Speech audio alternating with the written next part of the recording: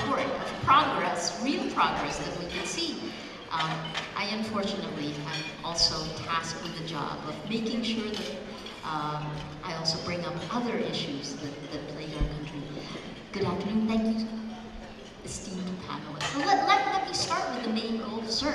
Out of all of the things that you said, Arrancada in its report says that the Philippines has lagged far behind neighbors in terms of spending. We stay within 2 to 3% of GDP growth, and the ultimate goal of Arrancada that they wanted was 5% of GDP. How close are we to that target? Are you happy with the amount of budget we get? As I mentioned, there's already a commitment of the Aquino administration to go as much as 5% of GDP by 2016. And as you can see in the information, as far as DPWH is concerned, we continue to ramp up investments in the roads, bridges, and the convergence programs. Right now, if I'm not mistaken, we're in the vicinity of about 3.2 to close to 3.3 of GDP. As I mentioned, from a little over 200 by 2015, we expect the DPWH budget to be closer to 300 billion. So yes, we're committed to increasing investments in infrastructure. And in terms of the key areas that you want to focus on now in the last, as David said, the last 2 minutes of this, what are the key areas you want to make sure happen before you go? The much discussed skyway system in Metro Manila that everyone is trying to complain about. Yes, it is true that we have about 19 infrastructure projects, major infrastructure projects in the Metro Manila area, but we're saying this will not happen all at the same time, starting all at the same time. So we're still very conscious that yes, we have to address the traffic by not creating more traffic. So we are conscious and we are aware that we have to time certain projects, delay some projects because they're in the same traffic containment or traffic basin. Example of this is we wanted to do the EDSA TAF elevated flyover, but because we had to give way to the expressway leading to the airports, the skyway system, we had to defer the EDSA TAF because you are going to choke or you will have a gridlock in that area. So we deferred one in favor of the more important one, which is the skyway system for Metro Manila. Thank you very much. Why don't I turn it over to our panelists to talk a little bit about what they're actually, hopefully a lot to hear from Power. But let's go to public-private partnerships. The director of the group is actually in New York City right now talking about public-private partnerships. Please give us an assessment, the best and the worst. For this year, we are pushing the passage of the amendments to Republic Act 7718, also known as the Build, Operate, and Transfer Law. We've been receiving positive support from both houses of Congress, and the legislative process has already started. So we are trying to introduce policy reforms that would greatly affect the progress of the PPP program. For instance, we are advocating for the grant of tax exemption, real property tax exemption, and other local taxes for the benefit of national projects of national significance. We are also pushing for the prohibition against the issuance of temporary restraining orders and mandatory injunctions against PPP projects, especially those big ticket projects, for those big ticket projects. We are proposing to impose stricter penalty for any violation of this provision, like immediate removal from the office. Can I just follow up with that one? The Arrancada report says that it gives a great PPP of a few stars that says it started, right? And the perception is that it's quite disappointing given the high expectations that the Aquino administration said they wanted to have 8 PPP projects in the first year. How does this affect the work that you're doing now and you expect to fast track it? There is a huge expectation for the PPP program to speed up the process or rolling out PPP projects. Since the PPP program was launched in 2010, the government, instead of taking strides in doing PPP projects, we make sure that we exert due diligence in preparing our projects. We do not want to end up in courts defending our projects or before the arbitrators because of potential disputes that we have not seen while preparing the project. Right now, as you are all aware, we've been rolling out projects one after the other. So right now we have 49 projects in the pipeline, and we also have to take into account the absorptive capacity of the private sector in doing their bids. So we cannot really pushing for more projects all at the same time. And then the last one is in terms of, again, in Plata's report, one of the proposals was to try to get long-term planning involved in this. 10-year strategic plans. How far along have we gotten in that? The report itself actually says quite disappointing. Yes, I noticed that comment from the Alcada report that the government is currently focusing on medium-term plans. We've been listening to the private sector and our development partners. So, as today, NEDA has been drafting the Philippine Sustainable Development Program. It's a long-term strategy that will come across in different administration. Thank you so much, Sherry. Dr. Manila Carlos, your assessment, please. Well, you know, the good news last year was that the administration had taken the target of raising 5% of GDP for infrastructure. The best news this morning is what I got from Congressman Timo, that he might even go for 6.5% of GDP if we can afford to spend it wisely. So I think we really are headed towards resolving our lack for so many decades. However, we still are faced with many challenges. I'm glad the Secretary is here because one of them involves the reduction of cargo handling shipping costs. We're an archipelago and we've studied this very well. The RoRo system happens to be doing a good job. But this time we'd like to ask that the RoRo system be improved by having the highways actually connect the closest point from island to island. Right now our RoRo system still runs from port to port. So this is not the best way to do it. Actually, connecting the islands at the closest point will be doing that. And so we would like to put this under the care of our Secretary, because it's no longer really a port system, but a bridge system connecting the islands. Sir, in connection to this bridge system connecting the islands, one of the toughest things that the government has had to deal with, and the people have to deal with, is cabotage, you know. And with the AEC coming up, how prepared are we? Can we do anything about it now? Do you see the... You know, the emphasis now towards inclusive growth. There's no way to do it except connecting all the islands. When you say farm to market roads, you really mean bring the goods from the farm all the way to the market via these bridges. And I think they're the most efficient way to do it. The other thing is, I think basically we have to address the issue of high cargo handling charges.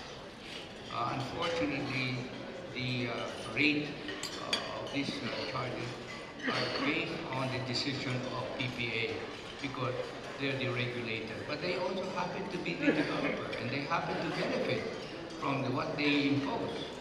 So as a result of this, we have very high craneage rates. For example, I got a letter on the operator of the North Harbor. Said, how can the craneage rate for Manila North Harbor be 2,100 pesos per container when it's only 450 pesos in Cagayan de Oro? It's certainly a lot of training to do. So I advised, I gave the letter to Secretary Balisacan this year. Anyway, these are the things that we are faced with. I think on the airport, however, we also have some challenges there. because we have the brand new like Indingan Airport, and there are no night lights operating, no all-weather gadgets operated at night. I think we should accompany all of these modern airports that we're building in the provinces with capability for all-weather and night landing if possible. That will relieve the traffic here in Asia and also should shift some of that to Krakow. That will do a lot. Secretary Singson, would you like to respond? That's very correct, and that's why part of our program has been the convergence also with the Department of Transport and Communication. Classic example, as you mentioned, would be our regional and international airports. They're completed, but the access to these airports are usually local roads. So you have very narrow roads leading to the airports. So we have taken over the access to airports, seaports and ro-ro ports. We want to put them into national standards, national road standards, wide with paved shoulders and so on. So we're taking over the access to airports, seaports, ro-ro ports. The OTC will confine themselves to the main facility, but access, we are developing it according to national road standards. Thank you. We're now waiting for the completion, by the way, of that Lipa to Batangas widening of the highway, which is ongoing now, because we really got to try to push the traffic to Batangas. We've asked the EDC at Port Development Council in PEZA, because the locators are in the south of Metro Manila who should go to Batangas. It can only take 300 to 400,000 containers. So we don't want to overload it, but we certainly want to shift that much to Batangas. And that will relieve, I think, we'll remove about 2,000 trucks from Manila. So that should help the traffic situation. Maria, may I add, we just completed the transport logistics plan for the whole of Mindanao. And this will integrate seaport, ro-ro port, and the road network. This is part of how we can reduce the cost of transport Mindanao in and out, meaning Mindanao to Manila and Mindanao out of for export. And Secretary Singson, how do you deal with the fact that, well, this is an infrastructure, I'm fastened on the cabotage law, but let us go to our last panelist. We saved the best for last, the most contentious, well, let's not say the most contentious, let's talk about power. Let's talk about electricity rates. Your assessment, power, electricity has been in the headlines. Well, first of all, the market prices and the aberrations that happened in November are still being investigated, and there are a lot of accusations and counter-accusations, and I really don't wish to delve into that. But the fundamentals are this. First, we live in a country that is hit by volcanoes, typhoons. We live on fault lines, and we sit in a tropical, salty environment. Those three factors alone should tell you that you should be having at least 20 to 30% reserves in the market, or you will be hit with some radical pricing at the wrong time. What happened was we got hit with Yolanda, and we knocked off 800 megawatts of geothermal. At the same time, we were planning on putting Camago Malampaya for maintenance. At the same time, some others had some of their own problems. So it most likely is a perfect storm. I don't know about the collusion issues. I can't speak to that. We're not party to any of that. We, as a company, would not ever do something like that. But having said that, it is a very difficult situation. And currently, you should be 20 to 30% reserves based on your peak. And we're not even close to that. I think this summer we'll hit about 5% reserves based on a peak. So we're way behind. It takes 5 to 7 years to build a power plant. And that's from inception to it finally being commissioned and in the process. So we have a lot of work to do in our sector. And we have several people in charge of making sure that happens. It is a spot market that tells you when there are shortages. It's like you go to Balintawak, and if there has been a difficult traffic problem getting into Balintawak, the price of galunggong goes up because there's a supply problem. Same thing happens in the market. So we have to build more power plants. The last major power plant that was built is ours, that is just recently being completed, but 10 years prior to that, nothing was built of any major significance. We can't do that. Plants age because they get old, just like a car gets old. And not only that, the economy is growing, we have more people, therefore we have to build more power plants. So it seems we can distill the power problem in 3 words. Targets, meaning we should be building the plants that will actually get us the supply. The second word is supply, and the third word is demand. With Epira and WISM the way it is, it's a market that actually operates on the idea of excess supply, right? Given that we don't have the supply to meet the demand right now, does this system work? And if you say it doesn't, what will make it work in the interim period? Well, actually the market is supposed to send signals to builders and distribution utilities.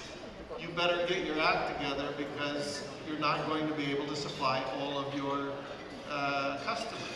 So when the market sends that spike through the roof, that's an early indication that you have a problem and you don't have enough supply. Your plants are getting old, you're spending more time maintaining them, or you have a problem. Well, we have a problem in the Philippines in that our renewable sector is most available when we need it the least. It's when it's coldest, the wind is blowing, we don't turn on the air cons. When we have a typhoon, we don't turn on the air cons either. So here we have all this excess at a period when we don't need it. So again, that's where we have to build with everything in mind and have to build for the complete thought of what is needed, and our distribution utilities need to be able to tell us what they need, and they need to sign contracts in order to get it done. If they don't sign contracts, the developer can't get a loan from a bank, so it doesn't happen. So those signals, Secretary Singson, the signals he said that were sent by the market were sent out before this administration came into office. We needed to have more production plants, right? What's the discussion like in the cabinet? Well, why is it so slow? As far as Secretary Petilla's view is concerned, because of the Epira, government cannot be in the power generation. In fact, we're mandated to sell. Unfortunately, the investment climate, private investments wait for the very, very clear signal that there will be a shortfall. And that's where you have the problem of, are the investors just waiting for the right time to make the investments, in spite of the fact that they're seeing already the forthcoming shortage? They don't want to advance to invest too early and just to catch the demand requirement.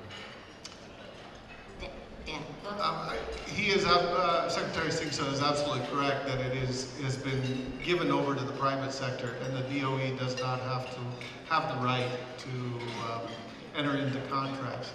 And he's absolutely correct. Some of the people have waited too late, too long before they've invested. Now, to be fair, there are a number of the current players that have major plans to proceed forward. But all of them are reliant on contracts to be signed because they can't get a loan unless they have the contract. So that mismatch needs to be addressed by the proper authority, which I think in this case would be the Energy Regulatory Commission and the Congress, which enforces the franchises given to the different distribution utilities. So you were one of the lucky ones to open a plant now, right? During this, well, lucky or not lucky, but from your end, your perspective, how do you look at being in the Philippines at this point in time? And what would you like to see? You talked about getting the contracts signed, which is a complaint many businessmen have said about the administration. I'll come back to you with that later, Secretary Singson. Well, contracts are very tough because in the case of a distribution utility, for example, under the law, there are two kinds of customers. One is called a contestable, the other is called a captive. The captive is easy for the distribution utility to take care of because all he has to do is bid out the contract, put it before the ERC, get it approved, and move forward, which is what we did with all of our contracts. The difficulty for the distribution utility is, and a number of you are contestable customers, is they go to company X and they say, are you willing to sign a long-term contract to be supplied by us, the distribution utility? And the guy says, I'm not maybe going to be here tomorrow. And yet he's going to be there for the next 20 years because he has no choice. And the problem was we never let the market do the damage to the people that did not plan. My apologies for putting it that way.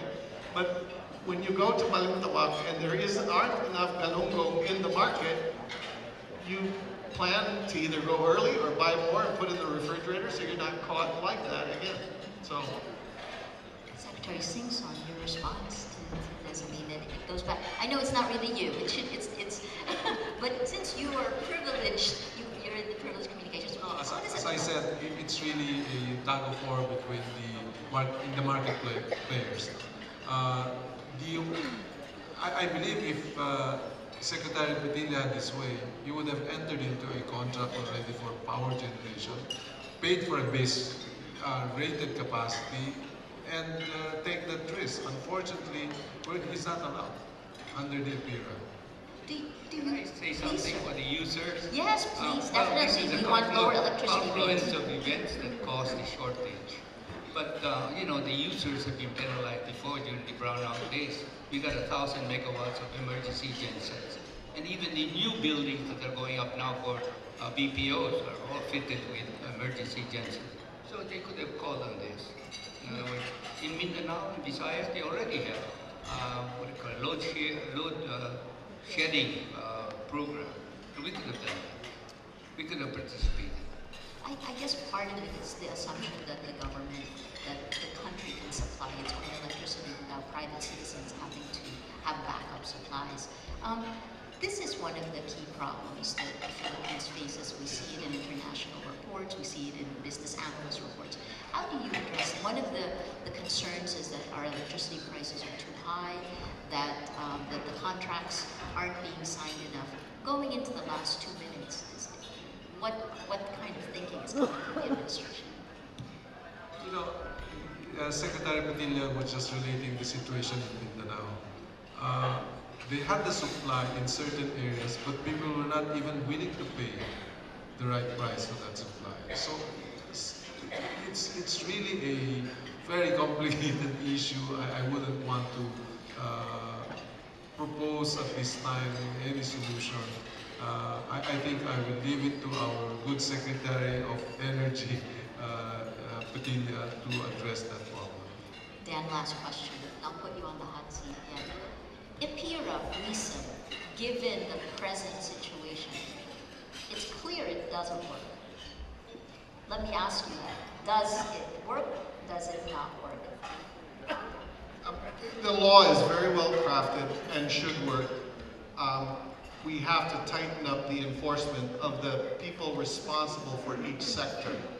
And I don't want to be pointing fingers because I'm not the authority on any sector other than my own, which is generation. We did our homework. We went out and we found contracts. We found little co-ops and small distribution utilities. We banded them together. We put together 600 megawatts of contracts. We built it. And our customers, once we're fully commissioned, should be enjoying the benefit of a price which is very reasonable. Our price is a long-term price for 15 years, which is way below the market price of the WSM1 average, let alone the spike. So clearly, the market has worked and we've proven it. Our investors are some of the largest investors in the world, and they have participated with us. In the case of the debt, we have international debt as well as local debt. So we achieved what was needed to be achieved under EPIRA. But I think there needs some tighter and stricter requirements on making sure that the distribution utility identifies his contestable market and his captive.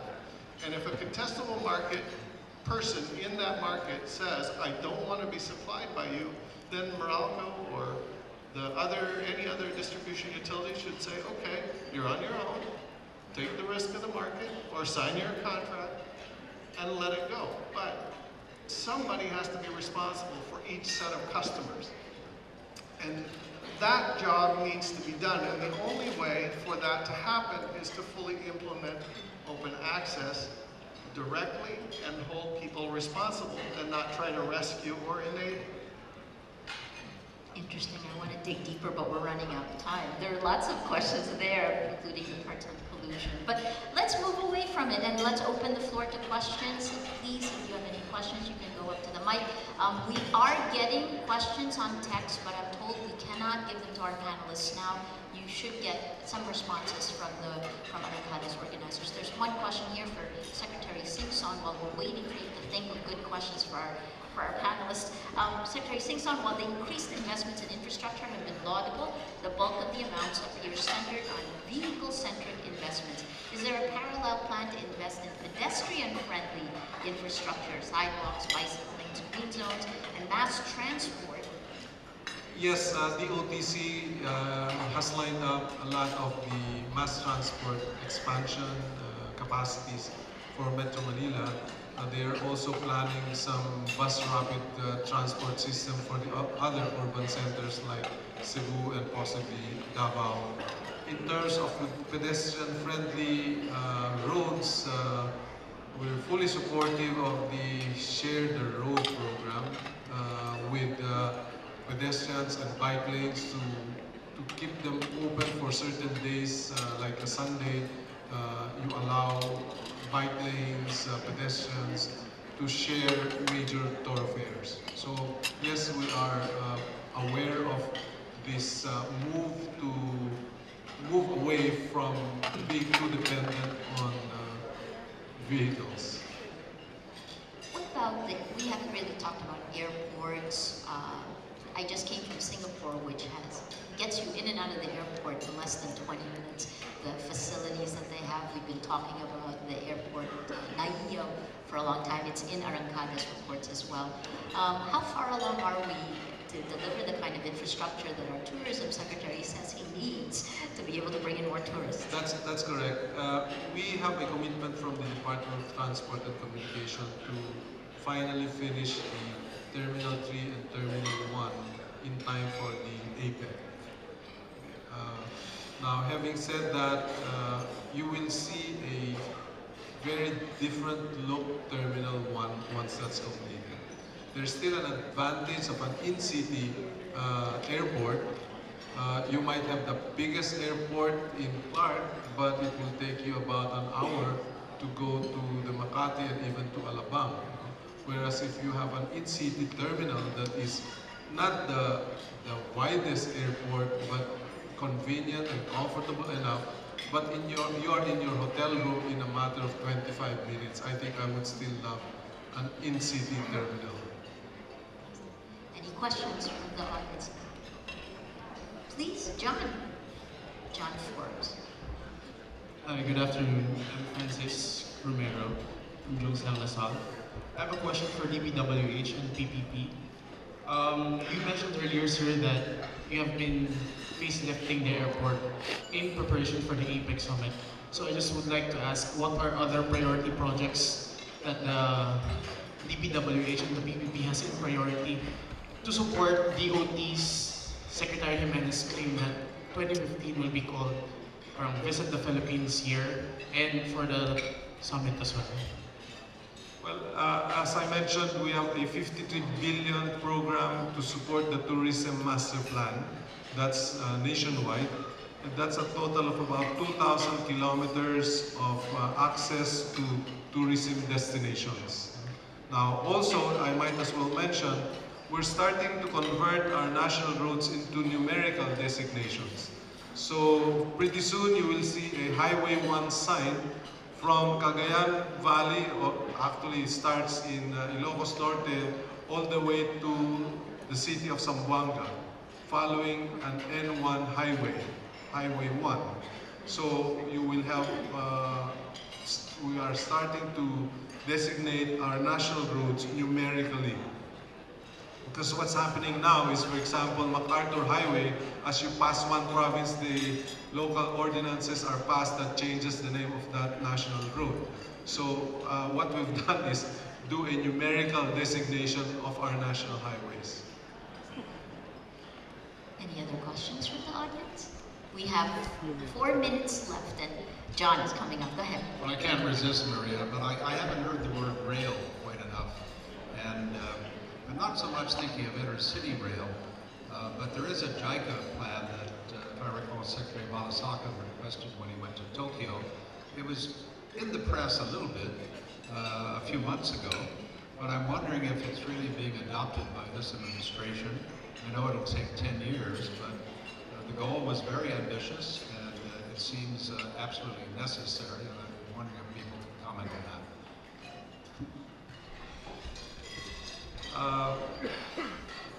Yes, I fully agree with you. We should do more rail projects. You know, when I was with BCDA, if there was a single project that we wanted to undertake, it was the North Rail. That to us was a very important component of the whole basis conversion development program. Unfortunately, somehow when they started to implement it, it ended up in this struggle over with China. Again, I still feel that if there's any single project that we should be undertaking, it is a rail that will connect Clark and Subic.